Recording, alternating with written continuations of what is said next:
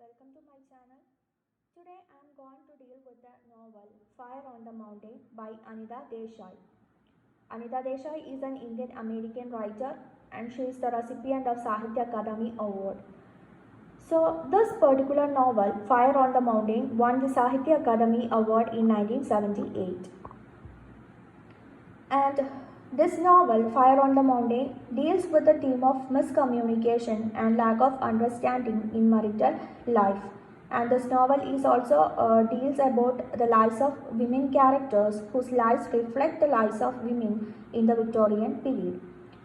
And the novel also focuses on an elderly widow's isolation and loneliness. And the story is about Nanda Kaur, an old woman who lives in Kasauli, a place in Karignano. And she lives alone in a colonial house on a hill, and she lets no one to enter into her personal isolated life. And she has spent many years by caring for her husband, children, grandchildren, etc. And now she is at the end of her life, and now she wants to be left alone. And she doesn't want to interact or communicate with any other human beings, or she doesn't want any human relations. Now she likes to spend her life alone. And we can see that Nandakar once led an extravagant or lavish life, and she was raised in a high caste, and she was educated by English governess, and in her free time she played badminton with her childhood friend Iladas. And here throughout this novel we get another story of Iladas. We later came to look onto that. And as an adult, Nanda was married to the vice chancellor of a university in Punjab, and we can say that they are lived in such a big house, and there she is busy with guests and children, even though and she sees it as a burden. But even though she feels it as a burden, she managed everything.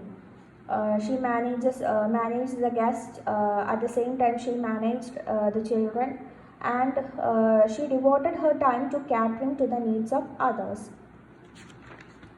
And she also says that to the eyes of the outside world, Nanda had a splendid life, but in reality, she led a meaningless and unsatisfying life. This indicates that she had no time to spend her own life. She is actually spending her precious time by caring or catering the needs of others, and caring the guests and children, or feeds the guests and children. So due to this she doesn't have her own time to spend. So later we can see that her husband had an illicit relationship with another woman named Miss David, and in order to maintain his reputation in the social circles, he demanded Nanda to continue living with him. And we can also see that Asha is the daughter of Nanda, and Tara is the daughter of Asha, and they are passive characters who appear only through letters in the novel. And one day, Tara's daughter Raga came into the life of Nandakar, and Raga is observing her drunken father beat her mother. And throughout this words, or throughout the statement, we can get or we can see another story of Raga and her mother. And Raga is like almost like Nanda, who likes to spend her life in a isolated or in alone, due to the treatment of her father to her mother, because her father is a drunken man, and he used to beat her every day. So this incident made her disappointed, and she fears of life. And we can also see that Fire on the Mountain is actually written in three parts, and each part introduces a woman character. In the first part, we can see that the story of Nandakar, and the second part talks about Raga and her story, and the third part talks about Iladas. And we came to know the story of Nandakar and the story of Raga. Now we want to move on the story of Iladas. So we can also say that the three characters, women characters, Nandaka, Raga and Iladas, undergo a conflict within their own self, and they are actually try to run away from the bonds of relations and the society in order to search for their lost identity. They are actually lost at their identity. And when we came to the story of Iladas, we can see that she is a social worker, and she is also Nandakaul's old friend.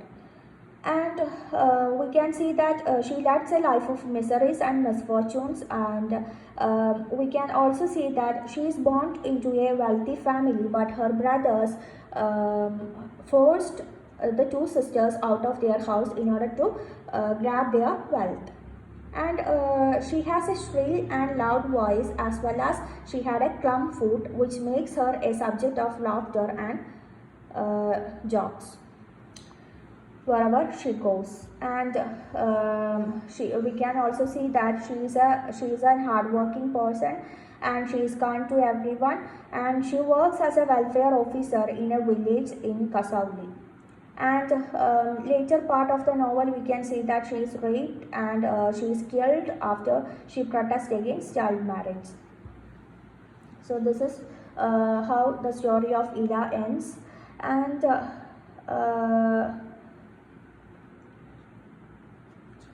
now we can move to when we move to the story of Raga. I earlier mentioned that her father is an abusive father, and her mother is actually an oppressed mother. And they are actually, her parents are actually moving to Geneva while Raga is recovering from typhoid, and Raga is actually feeling from she is recovering from typhoid, and she is now she is with her grandma Nanda, and she is silent, independent, and she finds safe in nature. She finds safe in nature, and rather than the company of her friends. And she likes to spend time in nature, caring towards animals, loves to and she also loves to explore. And we can also say that what makes her like this? It is the answer is her parents. So her life with her parents deeply scared her, and leading to prefer her such a life. And we can also see that at the end of the novel, she is the one who sets fire on the mountain. So the title also refers to the fire on the mountain. So it is Raga who sets fire on the mountain. So this is how the story ends, and she sets fire on the mountain because out of her depression, or out of her madness, we can say in such a way. So I hope all of you understand this section. So please subscribe my channel.